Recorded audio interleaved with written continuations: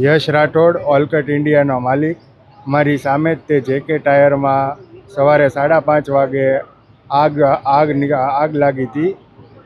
અત્યારે જોકે બધું કંટ્રોલમાં છે.